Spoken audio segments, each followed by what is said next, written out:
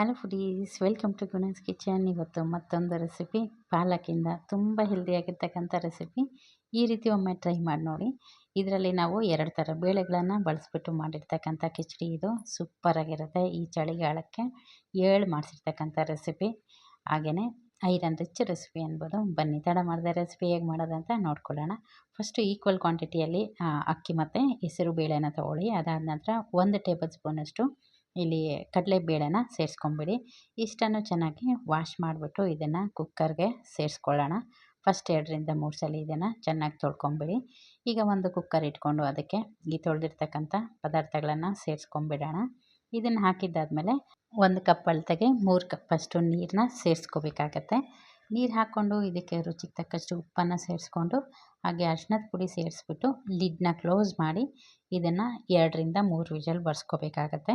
ನೋಡಿ, ಈಗ ವಿಷಲ್ ಹಾಕಿ ಅದು ಕೂಲಾಗಲಿ. ಅಷ್ಟರಲ್ಲಿ ಒಂದು ಒಗ್ಗರಣೆ ರೆಡಿ ಮಾಡ್ಕೊಳ್ಳೋಣ. ಅದಕ್ಕಾಗಿ 1 ಟೇಬಲ್ ಸ್ಪೂನಷ್ಟು ತುಪ್ಪ ಹಾಕ್ಕೊಂಡಿದ್ದೀನಿ.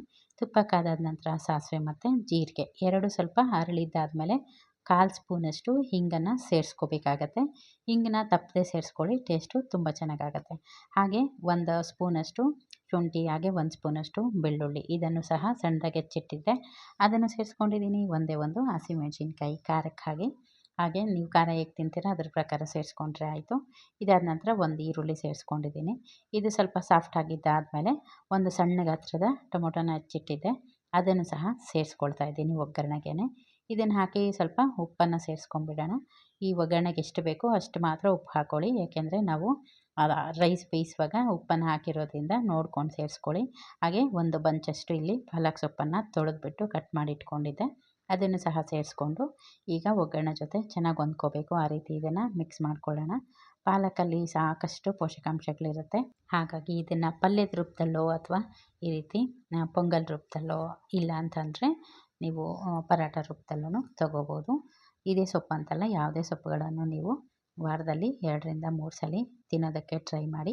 ಈಗ ಒಗ್ಗರಣೆಗೆ ನೋಡಿ, ಧನಿಯಾ ಪೌಡರು, ಅರಿಶಿಣದ ಪುಡಿ, ಚಿಲ್ಲಿ ಪೌಡರ್, ಹಾಗೆ ಇದು ಪೆಪ್ಪರು ಕ್ರಷ್ ಮಾಡಿರ್ತಕ್ಕಂಥದ್ದು, ಇಷ್ಟನ್ನು ಹಾಕಿ ಒಮ್ಮೆ ಮಿಕ್ಸ್ ಮಾಡಿ ಲಿಡ್ನ ಕ್ಲೋಸ್ ಮಾಡಿಬಿಟ್ಟು 2 ನಿಮಿಷ ತನಕ ಇದನ್ನು ಬೇಯೋದಕ್ಕೆ ಬಿಡೋಣ.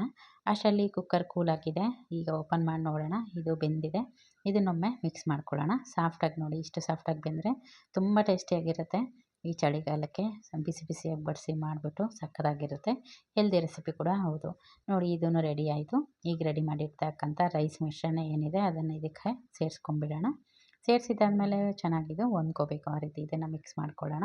ನೋಡಿ, ಇಷ್ಟ ಆದರೆ ಸಾಕು. ಮೇಲಿಂದ ತುಪ್ಪ ಹಾಕ್ಕೊಂಡು ತಿಂತಾಯಿದ್ರೆ ಸಖತ್ತಾಗಿರುತ್ತೆ.